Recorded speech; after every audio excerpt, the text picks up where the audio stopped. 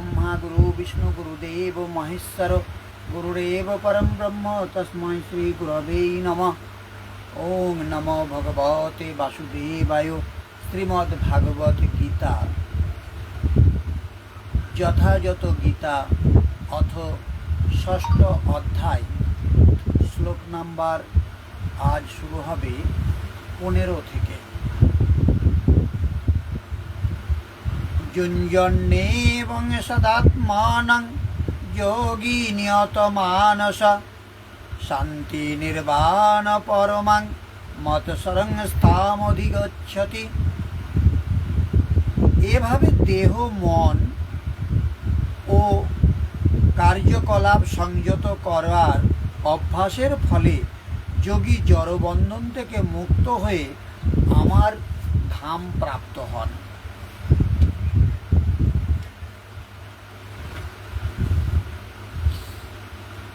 বলে এইরূপ নিজেকে নিরন্তর সেই চিন্তনে যুক্ত করে সংযত মানুষ বা সংযত মনযুক্ত যোগী আমাদের স্থিতিরূপ পরাকাষ্ঠাযুক্ত শান্তি প্রাপ্ত হন। সেই জন্য নিজেকে নিরন্তর কর্মে নিযুক্ত করুন। এই প্রশ্নটি এখানেই সম্পূর্ণ হল। এরপরে দুটি শ্লোকে তিনি বলেছেন যে পরমানন্দযুক্ত শান্তির জন্য শারীরিক সংযম ও যুক্তাহার বিহার আবশ্যক। আমরা সেটা পরে আলোচনা করি, তবে তাৎপর্য কি বলেছে সেটা আমরা একটু বুঝে নিই। যোগ অনুশীলন করবার পরম উদ্দেশ্য এখানে স্পষ্ট ব্যাখ্যা করা হয়েছে। জড়জগতে সুখ স্বাচ্ছন্দ্য লাভ করা যোগ সাধনের উদ্দেশ্য নয়। পক্ষান্তরে জড়জগতের বন্ধন থেকে মুক্তি লাভ করাই যোগ সাধনের প্রকৃত উদ্দেশ্য। স্বাস্থ্যের উন্নতি সাধন অথবা লৌকিক সিদ্ধি লাভ করবার জন্য যে ব্যক্তি যোগ অভ্যাস করে ভগবদ গীতায় তাকে যোগী বলে স্বীকৃতি দেওয়া হয়নি। ভবরোগ নিবৃত্তির অর্থ সকল্পিত শূন্যে বিলীন হয়ে যাওয়া নয়। ভগবানের সৃষ্টিতে শূন্য বলে কিছু নেই, বরং ভবরোগ নিবৃত্তি হলে পরম বোমে ভগবত ধামে প্রাপ্তি হয়। ভগবদ গীতায় ভগবত ধামের বিশদ বর্ণনা করে বলা হয়েছে যে সেই বৈকুণ্ঠ ধামে আলোকিত করবার জন্য সূর্য চন্দ্র অথবা কোনো বৈদ্যুতিক আলোর প্রয়োজন হয় না। সেখানে প্রতিটি গ্রহই সূর্যের মতো আপন আলোকে উদ্ভাসিত। সমস্ত স্থানই ভগবত ধাম, কিন্তু পরব্রহ্ম এবং সেখানে অবস্থিত গ্রহলোককে পরম ধাম অথবা উৎকৃষ্ট ধাম বলা হয়। এটা বিজ্ঞান ভিত্তিকভাবেও ভাবা যায়, যদি এই গীতাতে সেটা লেখা নেই। যারা আমরা ভূগোল পড়েছি, যারা বিজ্ঞান ধারণা রয়েছে যে এই আকাশে যত উজ্জ্বল নক্ষত্র দেখি এরা সবাই এক একটা প্রজ্বলিত সূর্যের মতো নক্ষত্র। তা সূর্যের যেরকম এই পৃথিবী সহ অন্যান্য গ্রহগুলো রয়েছে, সৌর একটা জগৎ রয়েছে যাকে সৌরজগৎ বলা হয়েছে, তার মধ্যে পৃথিবীতে প্রাণের বাস রয়েছে, অন্যান্য গ্রহগুলোতে প্রাণের অস্তিত্ব খোঁজা চলছে। আমরা এখন সৌরজগৎ পার করে অন্য কোনো নক্ষত্রের জগতে পৌঁছাতে পারিনি। সূর্য জগতের মধ্যে মঙ্গলে, চাঁদে এ সমস্ত জায়গায় যাওয়া চলেছে, কিন্তু এখনও বুধ, বৃহস্পতি, নেপচুন, ইউরেনাস, প্লুটো এ সমস্ত জায়গায় আমাদের বিজ্ঞানীরা এখনও পৌঁছায়নি।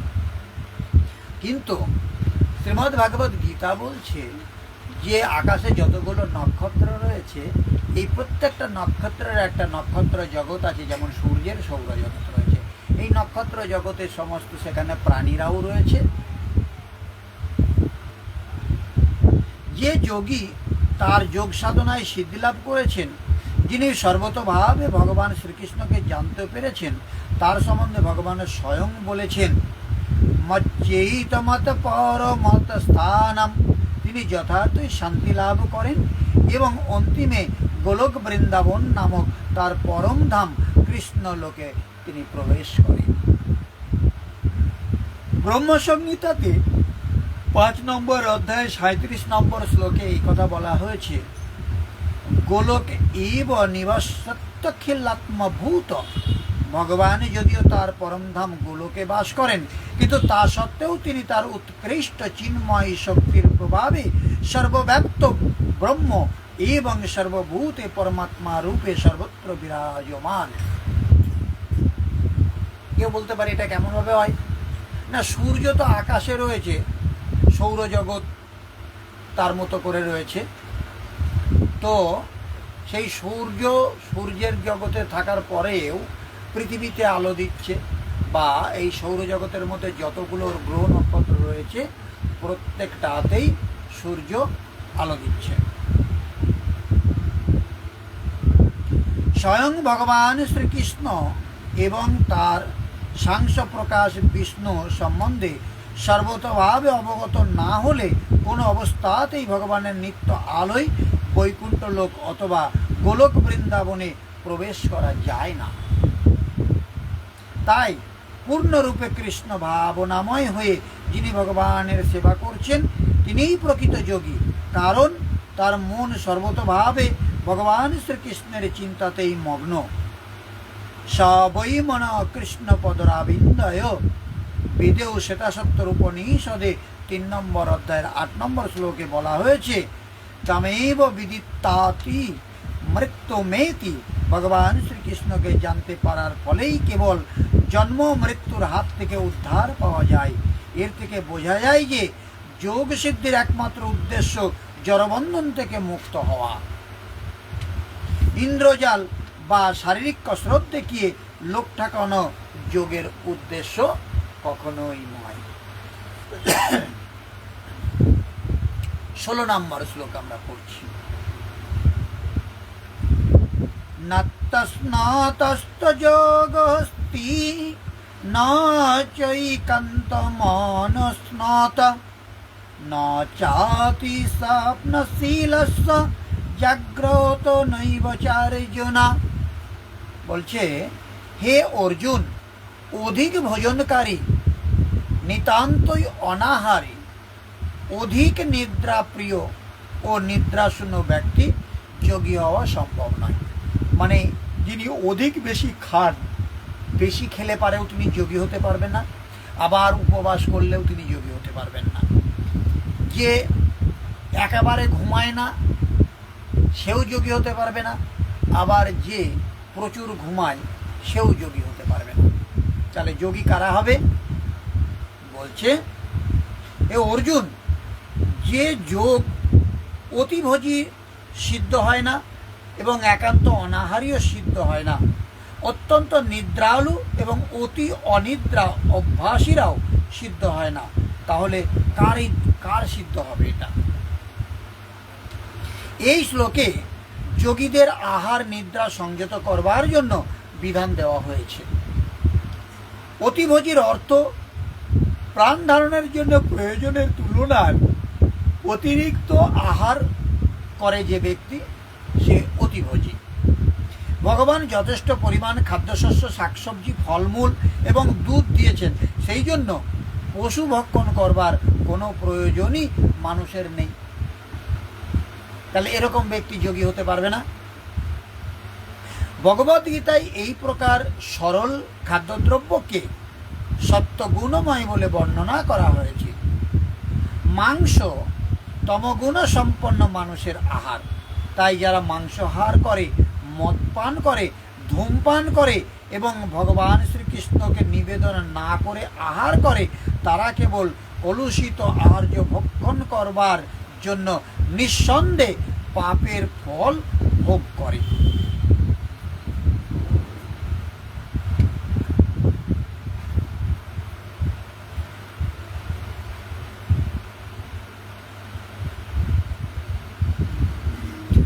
ভুঞ্জতে ते ताघंग पापा যে পচন্তত্মা কারণত, যে ভগবান শ্রীকৃষ্ণকে নিবেদন না করে কেবল নিজের ইন্দ্র তৃপ্তির জন্য রন্ধন করে এবং আহার করে, সে পাপ ভক্ষণ করে।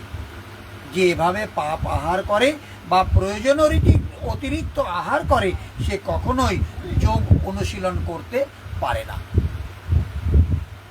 ভগবান শ্রীকৃষ্ণকে নিবেদন করে তার প্রসাদ গ্রহণ করাই সর্বশ্রেষ্ঠ পন্থা। কৃষ্ণ ভাবনাময় ভক্ত ভগবানকে উৎসর্গ না করে কখনোই কিছু গ্রহণ করেন না। তাই কৃষ্ণ ভাবনাময় ভক্তই কেবল যোগ সাধনে পূর্ণতা লাভ করতে পারেন। কিন্তু যে মন গড়া উপবাসের প্রণালী সৃষ্টি করে কৃত্রিম উপায়ে আহার বর্জন করে, সে যথার্থ যোগ অনুশীলন করতে পারে না।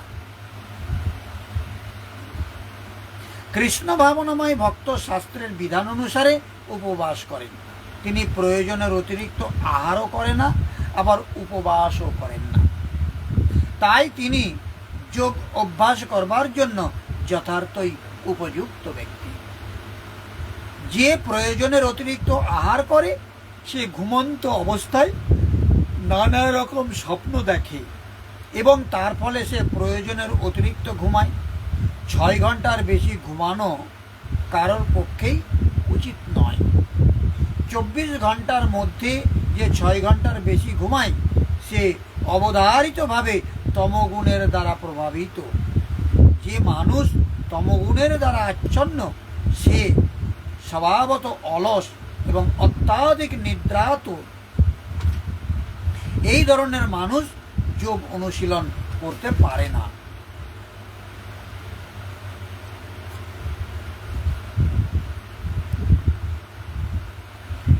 তাহলে আমরা আজকে 17 নম্বর শ্লোকটা একটু দেখে রাখি। যুক্ত আহার বিহারস্য যুক্ত চেষ্টাস্য কর্মসু যুক্ত স্বপ্নবোধস্য যোগ ভবতি দুঃখহা। যিনি পরিমিত আহার ও বিহার করেন, পরিমিত প্রয়াস করেন, যার নিদ্রা ও জাগরণ নিয়মিত, তিনি যোগ অভ্যাসের দ্বারা সমস্ত জড়জাগতিক দুঃখের নিবৃত্তি সাধন করতে সক্ষম। দুঃখের নাশক এই যোগ তার পূর্ণ হয় যিনি পরিমিত আহার ও বিহার করেন, কর্মে পরিমিত চেষ্টা করেন এবং যার নিদ্রা ও জাগরণ সংযমিত। অধিক ভোজনের আলস্য, নিদ্রা এবং প্রমাদ ঘিরে ধরে, তখন সাধনা ব্যাহত হয়। আহার ত্যাগ করলেও ইন্দ্রসমূহ দুর্বল হয়ে যায়, অচল স্থির হয়ে বসবার ক্ষমতা থাকে না। পূজ্য মহারাজজি বলতেন যে যতটা খোরাক তার থেকে 1-2 রুটি কম খাওয়া উচিত। বিহার অর্থাৎ সাধনের অনুকূল বিচরণ, অল্প পরিশ্রম করা উচিত। কোনো কাজ খুঁজে নিতে হয়, অন্যথা রক্ত সঞ্চালন শিথিল হয়ে যাবে, যার ফলে রোগ ব্যাধির শিকার হবে। আয়ু, নিদ্রা, জাগরণ, আহার ও অভ্যাসে কর্ম বেশি হয়। মহারাজজি বলতেন যোগীকে 4 ঘন্টা শয়ন করা উচিত এবং সবসময় স্মরণ মনন করা উচিত। যে বৃথা জাগরণ করে সে শীঘ্রই পাগল হয়ে যায়। কর্মে পরিমিত চেষ্টা হওয়া দরকার, অর্থাৎ নিয়ত কর্ম আরাধনার অনুরূপ নিরন্তর প্রযত্নশীল হওয়া দরকার। বাহ্য বিষয়গুলি স্মরণ না করে সর্বদা তাতেই যিনি নিযুক্ত, তাঁরই যোগে সিদ্ধি লাভ হয়। এই কথা বলা হয়েছে। তাহলে তাৎপর্য কি বলছে আমরা একটু দেখে নিই, দিয়ে আজকের পাঠ বিশ্রাম দেব। আহার, নিদ্রা, ভয় ও মথুন এগুলি দেহের পবিত্র। তাহলে আহার, নিদ্রা, ভয় ও মৈথুন এই দেহের প্রবৃত্তি। এদের সংযত না করা হলে এরা যোগ অনুশীলনের উন্নতি সাধনে বাধা সৃষ্টি করতে পারে। ভগবানকে নিবেদিত প্রসাদ গ্রহণ করার মাধ্যমে আহারের প্রবৃত্তিকে সংযত করা যায়। একথা ভগবদ গীতার 9ম অধ্যায়ের 26 নম্বর শ্লোকে প্রতিপন্ন করা হয়েছে। ভগবান শ্রীকৃষ্ণকে অন্ন, শাকসবজি, ফল, ফুল, দুধ ইত্যাদি নিবেদন করা যায়। এইভাবে কৃষ্ণ ভাবনাময় ভক্ত মানুষের অযোগ্য অর্থাৎ শতগুণে শ্রেণীভুক্ত নয় এমন খাদ্য বর্জন করবার শিক্ষা লাভ করেন। কৃষ্ণভক্ত সর্বদাই তার কৃষ্ণ ভাবনাময় কর্তব্য পালন করতে তৎপর। তাই তিনি প্রয়োজনের অতিরিক্ত নিদ্রা উপভোগকে মস্ত বড় ক্ষতি বলে মনে করেন। অব্যর্থ কালোত্তম কৃষ্ণভক্ত শ্রীকৃষ্ণের সেবা না করে একটি মুহূর্তও নষ্ট করতে চায় না। তাই তিনি খুব অল্প সময় নিদ্রার জন্য ব্যয় করেন। এই বিষয়ে তার আদর্শ হচ্ছেন শ্রীল রূপ গোস্বামী, যিনি সর্বদাই কৃষ্ণ ভাবনায় আবিষ্ট থাকার ফলে কেবলমাত্র 2 ঘন্টার জন্য নিদ্রা যেতেন। কখনো কখনো আবার তাও হতো না। নামাচার্য ঠাকুর হরিদাস প্রতিদিন তার নির্দিষ্ট 3 লক্ষ নাম জপ না করে মুহূর্তের জন্যও তিনি নিদ্রা যেতেন না, এবং এমনকি প্রসাদ পর্যন্ত তিনি গ্রহণ করতেন না। কৃষ্ণ সেবা ছাড়া কৃষ্ণ ভক্ত আর কোনো কর্মই করেন না। তাই তার প্রতিটি কর্মই সংযত এবং ইন্দ্রিয় তৃপ্তির কলুষ থেকে সম্পূর্ণরূপে মুক্ত। কৃষ্ণ ভক্তের যেহেতু ইন্দ্রিয় তৃপ্তির বাসনা থাকে না, তাই তার জড়সুখ ভোগের কোনো অবকাশ নেই। যেহেতু তার কর্ম, বাক্য, নিদ্রা, জাগরণ এবং সব রকমের দৈহিক কার্যকলাপ সুনিয়ন্ত্রিত, তাই তিনি কখনোই জড়জাগতিক ক্লেশ ভোগ করেন না। আজ আমরা এই পর্যন্তই রাখলাম।